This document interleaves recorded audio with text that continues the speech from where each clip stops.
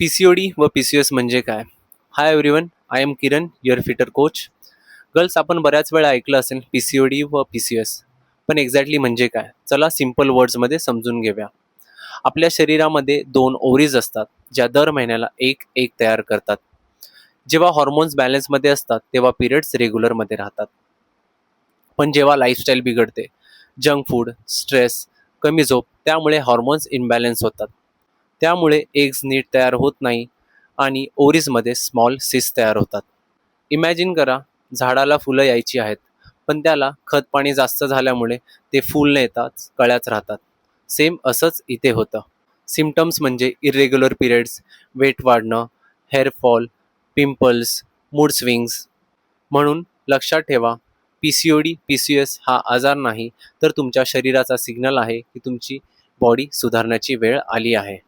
थोडं चालणं, regular workout, clean diet आणि बेटर स्लीप या 4 गोष्टीत जर तुम्ही बदल केलात, तर तुमचे हॉर्मोन्स नॅचरली बॅलन्स होतात आणि बॉडी परत ट्रॅकवर येते.